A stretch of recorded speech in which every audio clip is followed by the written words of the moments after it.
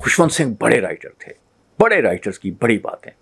खुशवंत सिंह अपनी बायोग्राफी में एक बड़ी खूबसूरत बात लिखते हैं, मुआवजा कैसे मिलता है, मुआवजा कैसे तलब किया जाता है। इतनी खूबसूरत बात मैंने नहीं पढ़ी, आपके साथ शेयर करता हूँ। खुशवंत सिंह लिखते हैं कि वो जब इलस्ट्रेटेड वीकली ऑफ इंडिया के एडिटर थे, तो एक दिन उनकी एक रिपोर्टर जो है, वो मारूफ इंडियन अदाकारा जो नरगिस थी, जो उस वक्त बड़े अरूज पे थी, उन्हें लेके उनके पास आ गई। तो उन्होंने कहा कि नरगिस का एक मसला है जो आप हल कर सकते हैं। तो खुशवंत सिंह ने पूछा कि क्या मसला है। उसका इनका मसला ये है कि इनका बेटा जो है वो शिमला में पढ़ता है, तो आपका उस इलाके में एक मकान है, अगर आप कुछ दिनों के लिए इन्हें दे दें तो ये वहाँ पे स्टे कर लेंगी। खुशवंत सिंह ने कहा कि अच्छा ओके ठीक है, कोई बात नहीं। कहता मैंने फ़ोन किया, मैनेजमेंट की और सारा कुछ कह के कहा, मैंने कहा जी आप तशरीफ़ ले जाएं, आपका वहाँ आपको वेलकम किया जाएगा, मकान तैयार है। तो नरगिस ने शुक्रिया अदा किया। तो वो अब बात ख़त्म होने लगी तो खुशवंत सिंह ने कहा कि देखें, बात यह है कि हर चीज़ का कोई मुआवजा होता है, तो इसका कुछ मुआवजा तो होना चाहिए। तो नरगिस ने कहा हाँ हाँ बताएं आप क्या चाहिए, मुझे क्या देना चाहिए। उसने पर्स खोला, उसने कहा नहीं पर्स बंद कर दें, मेरी बात सुने। उसने कहा क्या।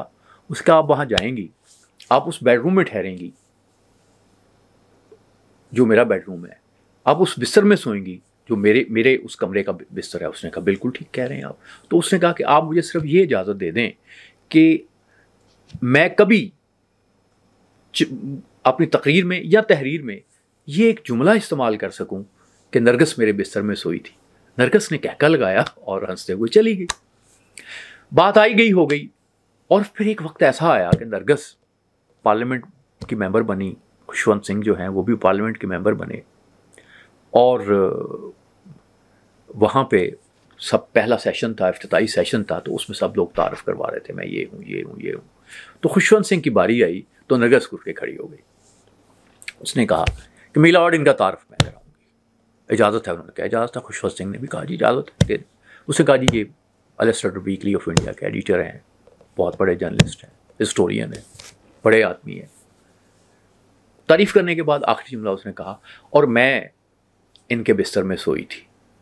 कहका लगा, किसी को समझ नहीं आई, बाद में समझ आई कि एक बड़ी खातून ने कितनी बड़ी बात कह दी थी।